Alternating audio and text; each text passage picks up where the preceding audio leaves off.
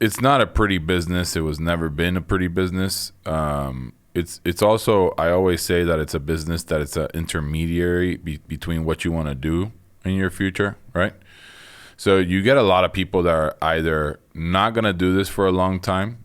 In our business, in full service, you do get people that want to stay because they make good money. Lifers. I mean, they're servers. Yeah, they're servers that make $100,000. Career servers. Career servers, bartenders. Yeah, and career bartenders. So in that general commentary, I would say some people stay, some people go. But in our specific business, I would say that we have a big rotation of staff. Like they're always in and out. Yeah, we're like a stepping stone. Yeah, we're like a stepping stone to one of their, their career goals, or if they decide that they're going to study and, they need a job, they'll do part-time and stuff like that, which I tell you guys, get used to it because it's never going to change, right? Yeah. And I guess one of the things that we've been working on recently is just the fact that we want to leave a good impression on whoever decides to work for the company. So we've decided to, hire a coach for the company that's been very effective, and then kind of figure out a way that we can get, these young staff that work for us that have maybe no direction or no idea where they're going, to get an idea of where they want to go, and if it's not staying with us, just help them along the way to get there. Yeah, like how do we mold them? Just to be good human beings in general, right? At the end of the day, restaurants are a good stepping stone in the work environment where you're going to learn a lot. You're going to learn empathy. Yeah. You're going to learn dealing with customers that are tough. And at the same time, dealing with tough situations and in pressure, because when you're in that line, you got to move. You got to move. There's you no can't waiting. stop. And it's a tight kitchen and it's uncomfortable and you're slipping and you're falling and you're doing this and you're doing that. So I think it's a good training block of time that you'll never get in any other industry, in my opinion. So do you feel like everybody should work in a restaurant at least once in their life? Yes. Yeah.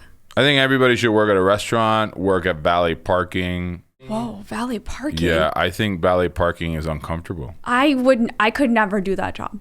Why? Because one, I'm not a terrible driver, but like I don't like driving other people's cars. So like. Sure. Jobs that are odds and ends, meaning, the valet parking, the restaurant, it's uncomfortable, right? I took a job when I was right out of college. I graduated from Rollins. I thought it was this big shot, right? Doing real estate and making lots of money. And then all of a sudden, when the market turned, I decided that I was going to do what I wanted to do, which was play professional golf. Okay. So I got a job at Champions Gate, washing the balls at the range. Oh, really? Yeah. Oh, so you weren't like a caddy. You were like the other. I mean, I was literally a caddy because I would get your car, I would take your clubs down. Okay, see, set that your is golf cart. Yeah, I mean, literally is almost like a caddy. And then if I had the range that day, I had to clean the range all day.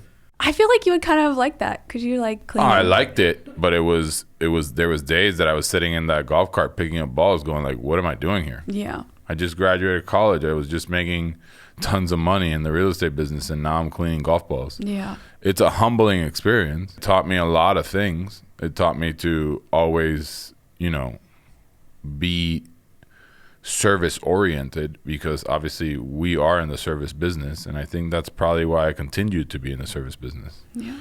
Right after that, I went to work at a supermarket, which wasn't any more, It's fancy. a similar status. It's similar, but actually worse, because you never knew what you were getting. Probably. Oh no, it was Pandora's box. Different level of clientele too. Very bad. Yeah.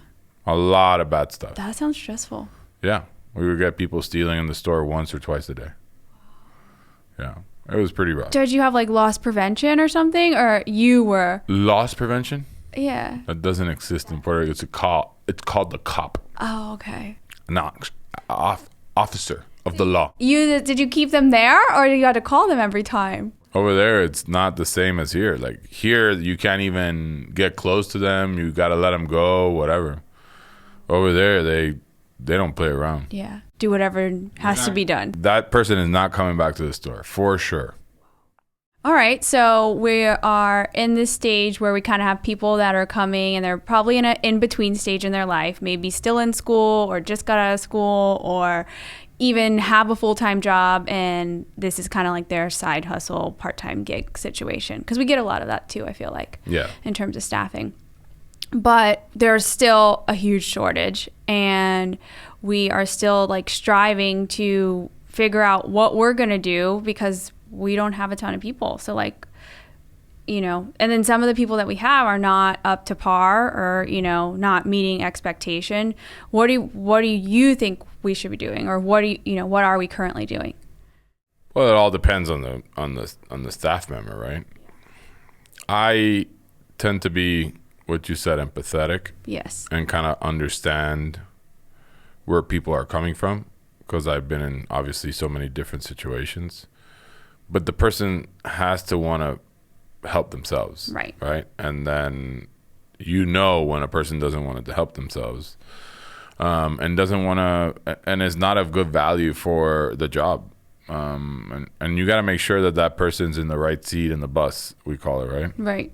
I think sometimes we're a little more lenient due to the fact that we can't find staff. Yeah, we are. Which I don't like, because then nobody's really learning anything. Right. It's just, it kind of spreads. It starts to like, people see that leniency, and then it's like, oh well, she got away with that, so I can do this. Yeah. So it's really a tough time in that sense, because you can't really run the restaurant or run your company the way you want to run it.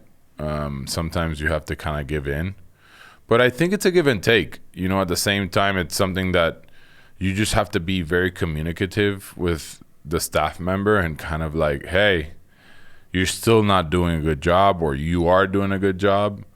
So I think it's the right time for companies to kind of like instruct themselves in how to deal better with staff, right? And how to communicate better with staff, and get them more involved in the whole process. People want to feel like they're a part of something. People want to join a company, obviously, that has the right intention, right, in helping them move forward. And if we're known as a company that's actually helping the staff with their personal stuff to a certain degree, right, people, I think, will appreciate that. Yeah, that's something that's like super uncommon.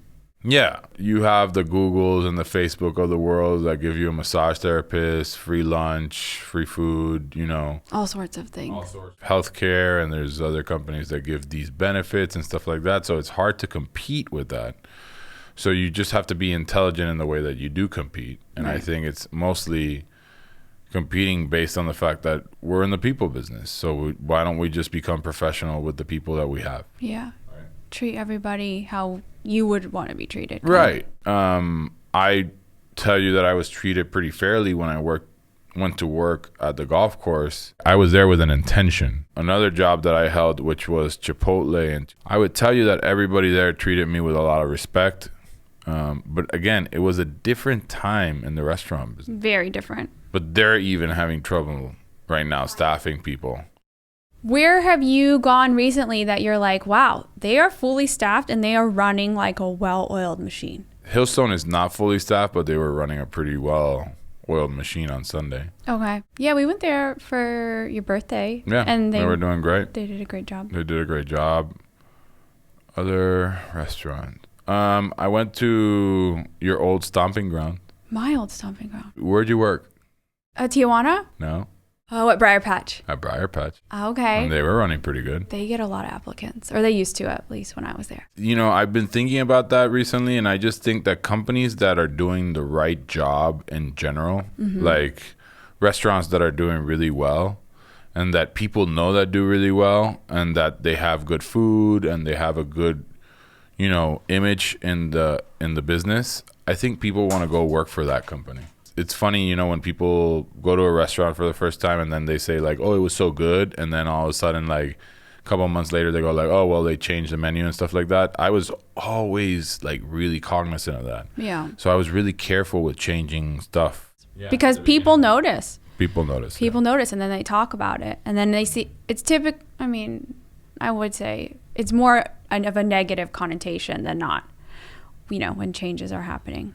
Yeah, I think whatever change we made in the restaurant was always towards something that was better, right? And that was my major focus is just, if we're going to change a product, like for example, I remember that we opened doors and our brisket was not the best, right? And I believe it was maybe a year and a half into it or 2 years into it, I called a friend of mine and he came in and taught us how to do brisket the right way. And that's been our recipe since then. Ever since. Yeah. Our brisket's really good. And our chicken's great and stuff like that. And the sticky ribs came out of, a chef that came through. And those are really popular. And I love the sticky ribs. The Mexican street corn fries were a Gavin thing. So the additions and changes we have made have been kind of positive, and people have really taken a liking to them, which is nice. We haven't changed our menu in 7 years, but now we're doing kind of like a little revamp of it. Yeah, it's coming. It's coming just to keep it fresh. And I'm pretty excited to what's going on. I think it's going to be good. I think pump some new life into the menu. Yeah. We obviously are in the business of hospitality that requires you to kind of be hospitable. So typically if you have a problem, just leave it at home. Yeah, and put on the show. Outside the doors. Right. Do you feel like on the flip side now, do you feel like the consumers are being empathetic regarding the situation? I think a lot of consumers were empathetic during coronavirus. Yeah. They were super supportive. Super supportive. Everything was great. And I don't know what flipped the switch here, but all of a sudden they became animals. I think it was just people were cooped up for so long. No, they became animals. I don't mean it in a bad way, like to everybody, but I just think like it became There's been wild. Yeah. It used to happen before, but now it's like intense. Now it's very intense. People's patience are shorter, I think. Shorter, maybe. Yeah. The weekends, I think, are a little bit challenging. And then sometimes the lunchtime rush, I think. Because people need to get back to work and they're in the middle of the hustle and bustle or whatever. And so they just get a little bit antsy. Yeah. So it's, you got to combat that. People for the whole year of coronavirus were super nice, empathetic, compassionate, supportive. Supportive of the staff. Tips were great. Insane. People were so kind and generous. And not that they're not now. It's just... it's different. It's different. It's just back to normal. It semes a little bit more back to normal. But back to normal, but a little bit more aggressive. There's a lot of stuff going on in the economy too. There's no cars. There's no, so people have this idea that it's like, I don't want to say the end of the world is coming, but they have this idea kind of like, what's going on? This has never happened before. People are stressed. Yeah, I feel stressed. And so that plays into a huge factor. Yeah.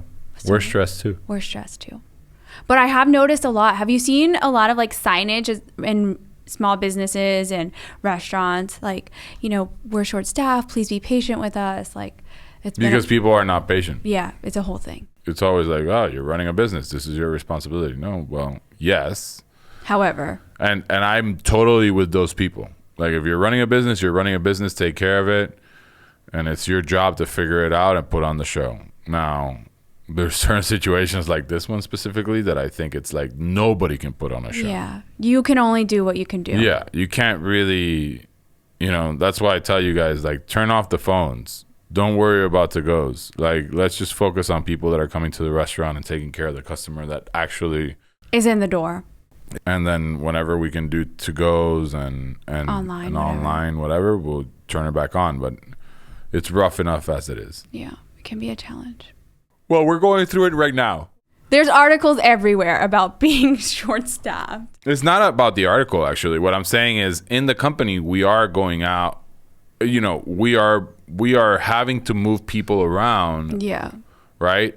And it's uncomfortable, but at the same time, it's good for the future. Yeah. You should want to do more, and the expectation should be that. The expectation I hold myself to is I don't want to say that I compare and contrast with other people in my industry, but I also do. Right. I'm like trying to place myself. I'm 7 years into it.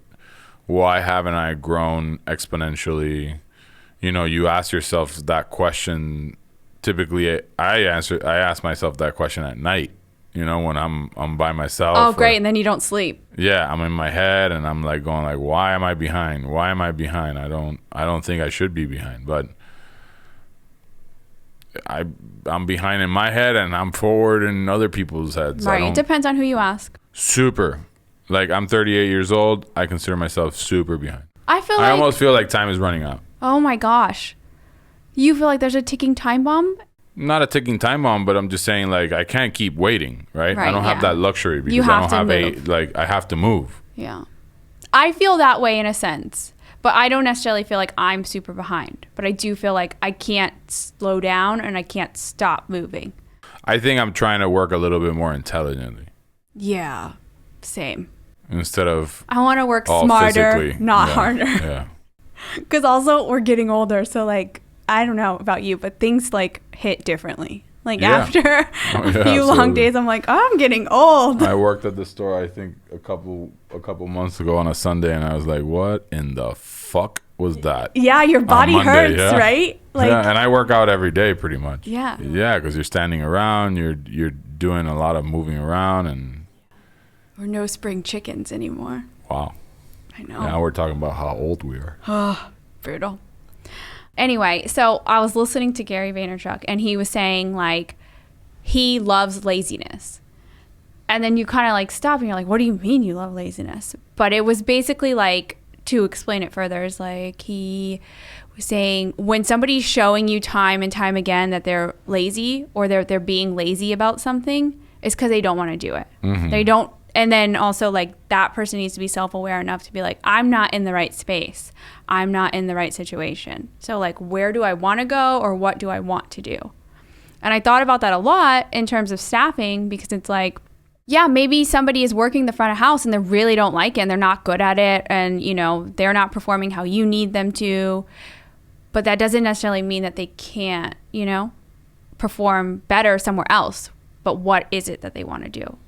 100% in agreement with him. I mean, we're going through it right now with one of our staff members, and you could definitely see the difference. Yeah. In what they want to do and not want to do. Mm-hmm. And that's all. I mean, we've discussed it. I've discussed it with the person, and we placed it. We placed that person in a different position just to see if that would work and give them a little bit more of a push. I think everybody has a mentality of what they should be doing or not doing. Right.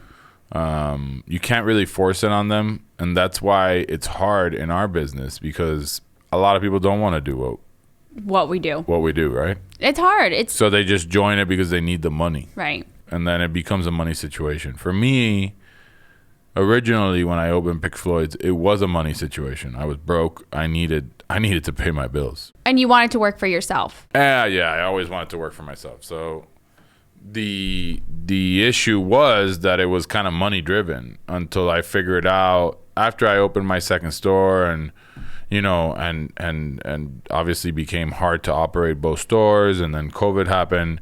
You kind of realize that it's not really about the money, it's about the difference that you're going to make in somebody else's life. And that's really what you could take, because I can't take all the money in the world, even though, you know, if I do pass away, I'm going to smell great, possibly wearing a really nice attire, cologne, the best cologne, but you can't take it with you. You got to enjoy it when you're here, and at the same time kind of figure out, you know, there's some things that you're going to do in your life that you probably won't enjoy, but they're really good stepping stones to whatever your future holds. Right. And you can always learn from whatever you're doing. Everything. And I think the same thing goes on. I even say it to people that are dating. Like in dating, you know, sometimes you're dating the wrong person. Yeah. You learn from that. You learn from that and you move on and you meet somebody else that really fits. And people get bummed out, right? But it's hard. Emotions are involved and all that stuff, but at the end of the day, when you move on and you figure out that you meet that person or you meet that job that you really enjoy, it's so different because it clicks, right? You feel, even on like the days that are hard and the days that maybe you don't really want to get out of bed and go to work, you're still you're still like, there's, you're still happy. You're not miserable. You're not, it doesn't feel like a constant like battle. Yeah. So. No, it doesn't. No. I mean, I get up. Yeah. Some days suck. Lots of days suck. But we don't post that on Instagram. We don't post that on Facebook. We don't share it. We share the successes. So people all the time think that, wow, this guy must be great. So happy and it's so great. And, and I'm one that I meet people and I thought like, wow, I'm a totally different person than what I see online. It's a kind of marketing ploy, right? But I'm trying to be the same person online as I am in person, and keep that consistent as, I don't want to say a brand, but that's just me, But that's how people connect. So I think it's a win. Yeah, it's a win. Yeah. Some people don't like it. Some people like it. I don't really mind it. I mean, whatever you like, you could tune it off. You don't have to be scrolling. Yeah, you don't have to be listening to this, but I think it's important that some people do listen to it, and maybe it creates some sort of difference in their life. I've ran into people that like the podcast and are professionals. I'm not saying that I'm the most intelligent person here, but I've had a lot of experience in different things. And it's cool to talk about it. And it's cool to talk about it, and it's cool to talk about other people's experiences and how they came up about and you kind of figure out the story. Everybody has a story. And some of them are interesting and some of them just are freaking boring. And some are really challenging. Gives you a perspective like, wow, my life is pretty easy compared to that. Yeah, I've been recently listening to a lot of this guy called Andy Frisella.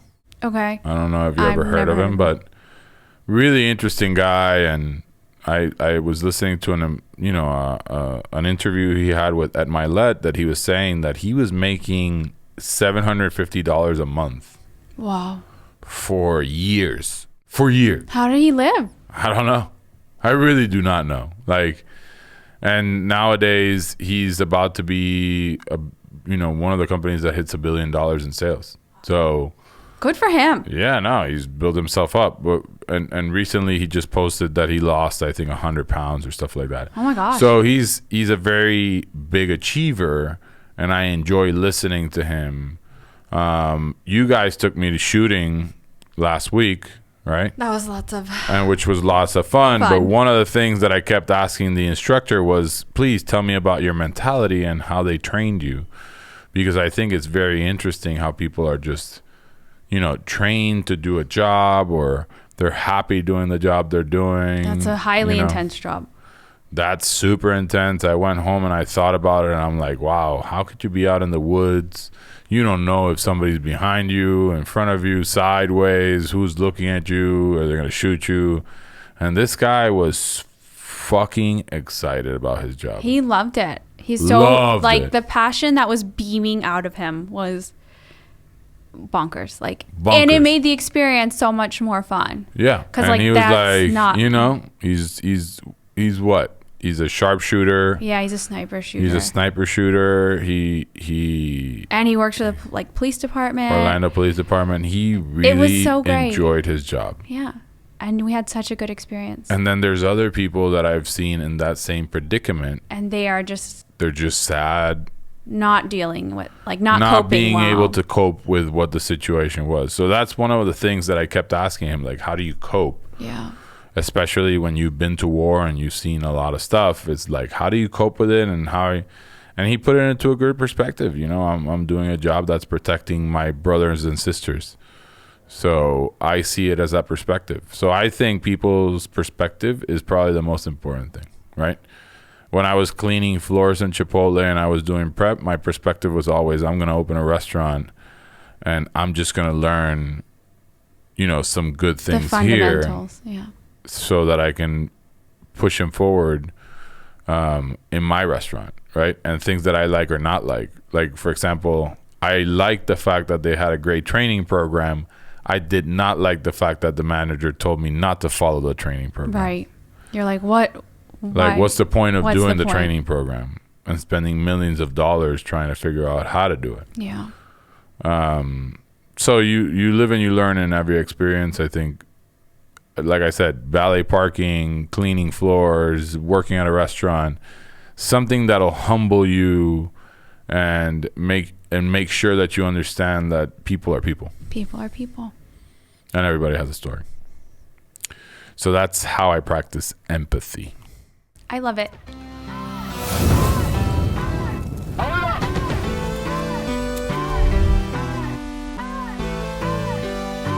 You want a free taco? You want a free taco? Hit the button to subscribe. Maybe I'll give you a free taco.